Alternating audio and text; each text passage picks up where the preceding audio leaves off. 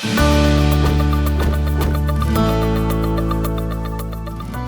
everyone. This is Tom Fox, the voice of compliance. Welcome to the newest addition to the Compliance Podcast Network, Survive and Thrive.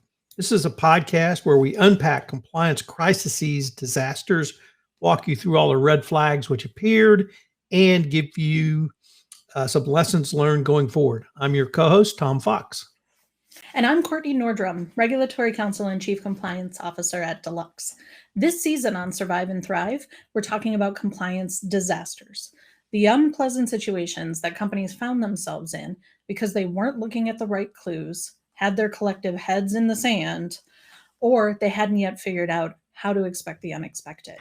Today's episode is all about timing risk and why you should care about when things happen just as much as why they happen. Courtney, that's a great point, timing. And that's one thing that I don't think many compliance practitioners, compliance professionals, and CCO types think about when they think about risk. But timing can be a risk. And today, I wanted to give you a fact pattern and see what your thoughts are, not only on the risk of timing, but more importantly, how do you manage that risk? And if something goes askance, how do you remediate that risk? I think most people now are aware that if you get a suspicious email asking you to wire transfer money at 4 p.m. on Friday afternoon, that might be a red flag and you might want confirmation of that. Even if the person you have to confirm with is not available, you might just wait. But what happens if you get that same email on Wednesday afternoon directing you to wire money to a country that celebrates the weekend beginning Thursday? Is there anything that would cause you sitting here in the United States to have a red flag raised? Absolutely. I think it is really important to know not only the culture of being in the US and operating in the US, but the culture wherever else you're operating. I think that we all know people are the biggest risk. Humans make choices, and 95% of breaches at companies are the result of human error. I'm not making that up. I talked to the FBI about it. I have a friend, I texted him, and he said they estimate 95% of breaches are human error, social engineering. And so when things happen, has to be examined as a risk factor just as much as why they're happening. I would assume that whenever something happens and it feels wonky, that you should take timing into account every single time. So if there's multiple steps you can take to confirm, or multiple steps you should take, but there's one that you can't take, or the information comes back suspicious, can you still move forward if you have enough comfort with the other investigative steps you've taken, or do you suggest that really there's a protocol, the protocol be in place, and you don't deviate from that protocol? Little column A, little column B. I'm going to go back to the law school answer of it depends. So it depends on what information you have and what's the piece that you don't have. So I think that if the piece you don't have is, I don't want to say trivial, but nominally important, it would confirm your suspicions, but not necessarily rule something out, then you may be comfortable moving forward without that. But in my mind, and when I think about risk, I think it's really important to rely on the information you have, as well as why you've asked for that information.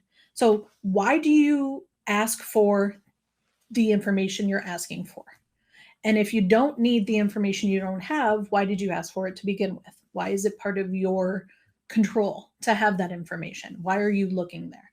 And so to me, if you've built a program that says we're going to confirm with A, B, C, then you don't move forward until you confirm with A, B, C. If your program doesn't need C, then just get rid of C and take it out of the equation.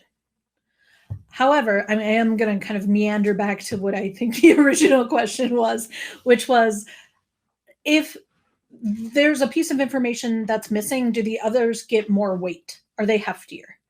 And I think the answer is yes. So If I don't have a piece of information, I have to put 100% of my decision making in to the information I do have, which then makes that information weightier in my decision, and all that much more important, that I'm looking at that with a really critical lens so we can get it right.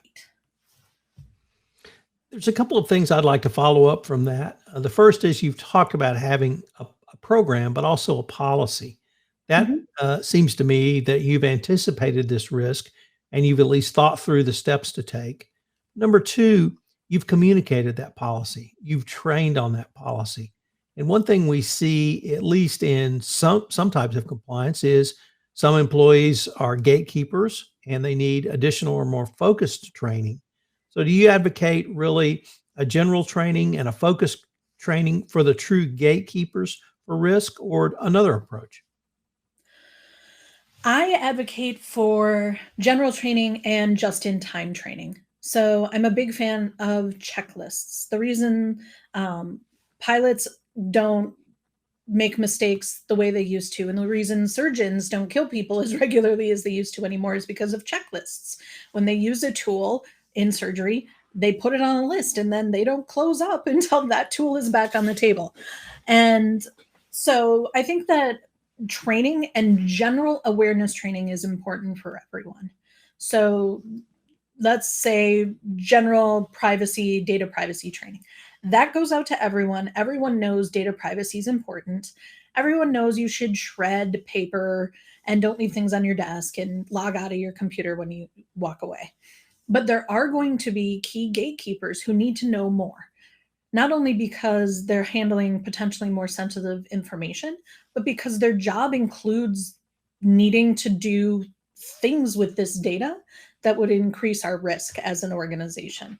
And so for those areas, that's where I love a good checklist.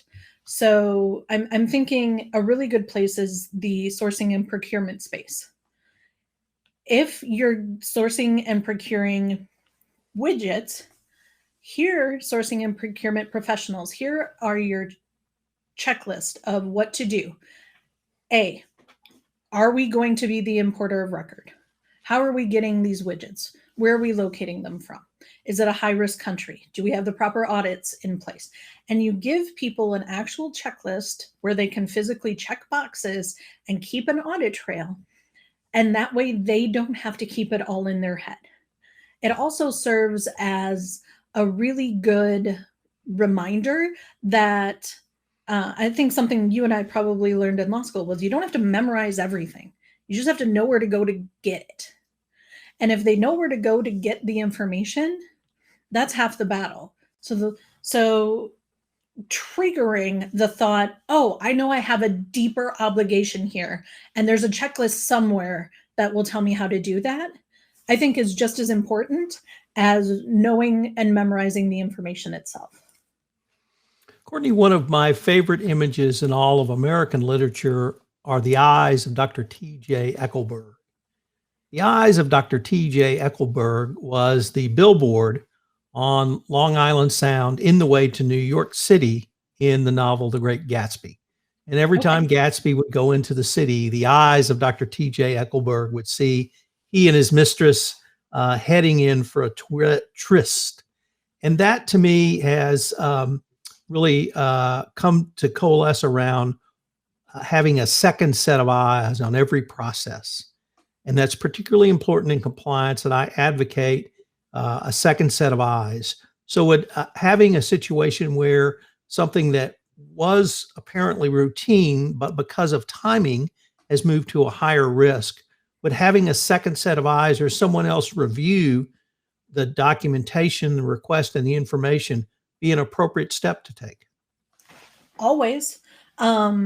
I like to think of it as, and I stole this from somewhere. I wish I could give it credit, but I don't remember where it's from. Safety lasagna. So you're building layers of safety and controls on each other. And one of the things that we all know exists, but we don't want to think about, is the fact that a lot of bad actors are internal. I'm not going to say rogue employee because I think that that's a whole nother conversation. But there are internal actors who are making bad choices and doing so intentionally. And having the second set of eyes is a way to help thwart those bad actors.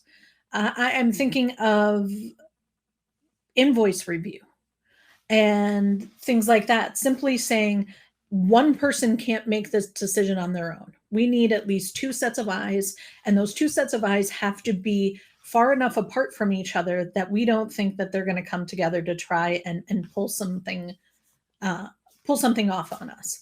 So it's the first layer, second layer, third layer, cheese on top, safety lasagna. The safety lasagna approach that may actually overtake the eyes of Dr. T.J. Eckelberg. Maybe we could use them in conjunction. Yes. Kortney, I'd like to turn now to what you see are some of the larger lessons learned for the CCO, the compliance professional, from this example. So how would you counsel or perhaps even think through the wider lessons learned for a compliance professional from our example of a suspicious email on a Wednesday afternoon? I think that it goes back to what, as compliance professionals, is in our bones is policies, procedures, trainings, controls. It's elementary, dear Tom, elementary. But it's also the recognition of where your risk is coming from.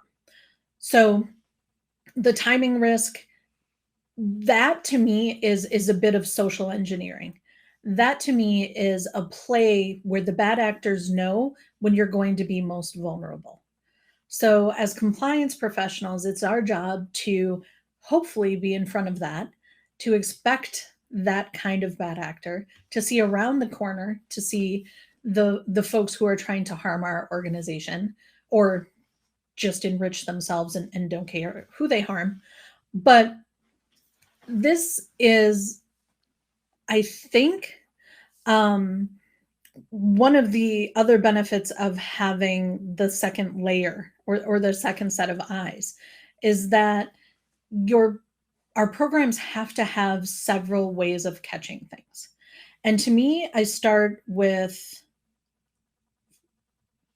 first, actually, let me go back for a second. First, I calibrate. So that's a conversation you have to have with leadership, the board, whoever ultimately is in charge of your organization. Calibrate and communicate on your risk appetite. So what kind of risks is your organization willing to put up with or wants to put up with or take on a daily basis? I simplify this as basically saying, do you want the people in your organization to reach out to compliance too much or not enough? Because it's never the perfect amount. So I tend to say, have them reach out with everything and we'll tell them when we don't need to be involved.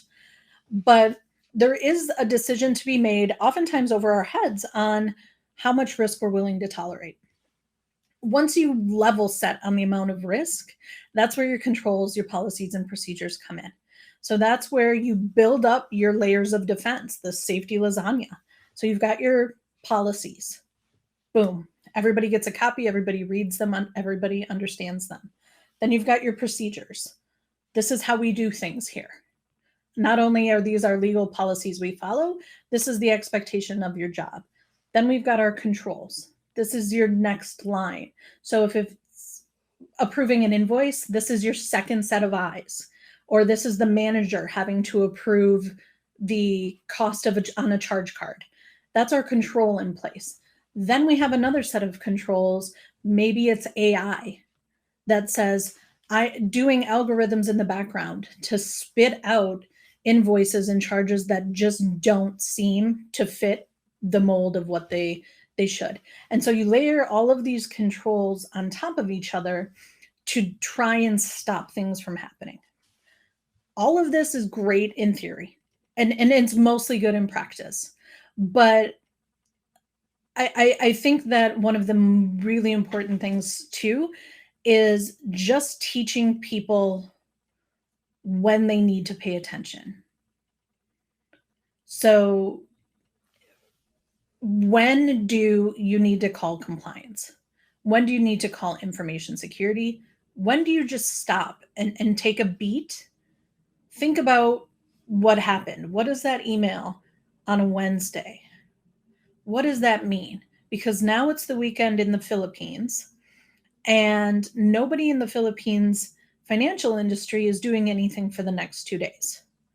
So, does that mean something different than if I get an email on a Wednesday and it's dealing with Canada? Absolutely, it does. What's the sniff test? What does your gut say? Go ahead. Sorry. So, one of the things the Department of Justice told us last June in the 2020 evaluation update to the evaluation of corporate compliance programs was assess your risks as they arise. So, what I wanted to ask is if you're sitting in your office in Minneapolis and you read this story in the Wall Street Journal and you think, we have operations, financial payments are going to the Philippines, they're going to APAC, they're going to perhaps other countries that have a different weekend than the United States.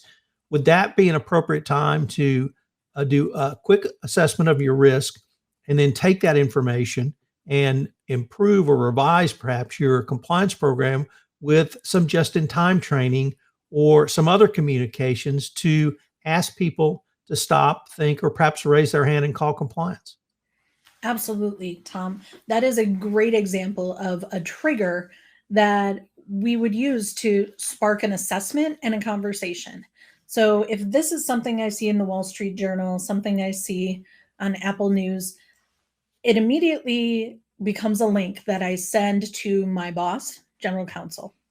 I'm going to send it to the CISO, and I'm going to send it to my whole team. And I'm going to say, hey, everybody read this, and then come back to me with how prepared we think we are to deal with this kind of situation. And if it's a novel situation, like the scenario with the Philippine bank, then the answer may be, well, we're not all that prepared to deal with this because we didn't ever anticipate this was going to happen. So then that's when we kick off a real gap analysis. Where are we and where should we be? Because this is now a real risk. And one of the things I advocate for everyone everywhere, not that you have to listen to little old me, but be best friends, make besties with your CISO. Your cybersecurity officer is going to be your best friend. I call us internally, my cybersecurity CISO, his name's Bill. He's awesome. We are two sides of the same coin. We have the same goals, which is protecting our organization. And so when either of us see anything that we think could present an information security, cybersecurity, or compliance risk to our company, we loop the other one in and say, how is your team going to fight this? Because this is how my team is. And I think that that's a really important conversation because compliance can do a lot, but without the technical geniuses, we're not going to get very far. One of the themes that is going to run through every episode of this first season of this podcast is culture. And so I wanted to end with your thoughts on the role of culture in many of the things you've said, but particularly having people having the psychological safety to step back, to say, I'm going to take a breath, I'm going to raise my hand, I'm going to pick up the phone, I'm going to bring someone else in, or whether it's technical expertise, whether it's a second set of eyes, whatever it may be, to look at this anomaly. So I was wondering if you could end with a few words on the importance of psychological safety and culture from the compliance perspective.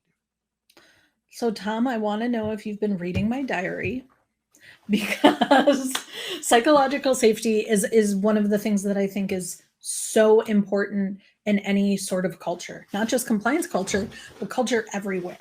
And particularly when we've all gone digital, we've lost the ability to read each other's body language. We can see each other on video, but we've completely lost the ability to interact with other humans on a personal level. And so one of the key things with psychological safety is, and in my view, being able to speak up, to speak your truth, and to do so without fear of retaliation. We know as compliance folks, and if you're not a compliance listener or not a compliance professional, but you're listening, the number one reason people give for not speaking up is they're afraid of retaliation. And so we are probably, I say, running uphill 90% of the time against fears of retaliation. It's really, really, really hard to get over people's fears. And the way you do that is through culture and through that psychological safety. I don't have all of the answers on that, but I think it's important to tell your workforce over and over and over again that you're there to listen. Not in like a big brother way, because that could be creepy, but in a nothing's too small to bring to compliance. It gets back to the work I did at the SCCE.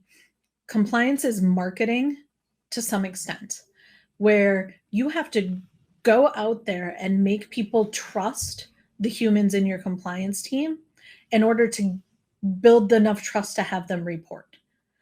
And you have to do that by marketing yourself. You have to show that you're friendly, that you're caring, and that you're diligent in your job. If they report something, it's going to be appropriately investigated. And doing that and doing that well and over is how you build the culture that people get the trust to start reporting. Kortney, I'd like to end with a quote from Warren Buffett, which is, risk comes from not knowing what you're doing. And I wanted to use that quote in this example to perhaps illustrate that trained employees who may think they know what they're doing, when faced with a new, unusual, or even anomalous situation, may fall into this category of, because of being socially engineered, not knowing what they're doing. And maybe get your final thoughts on that from the compliance/risk management perspective.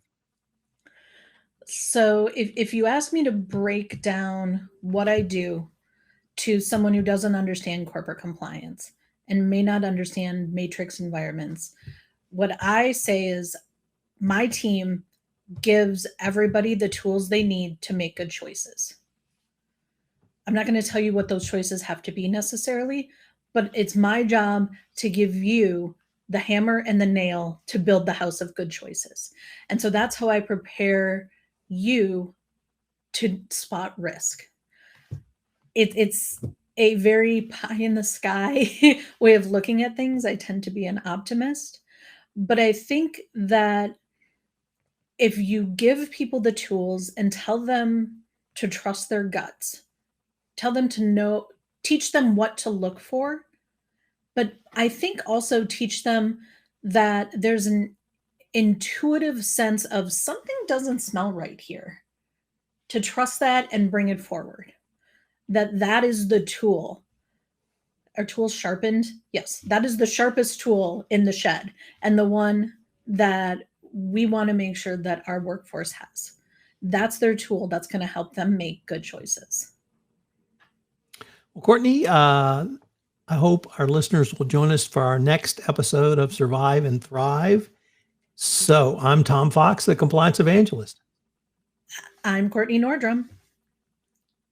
I hope you all will join us again. Thanks so much for listening.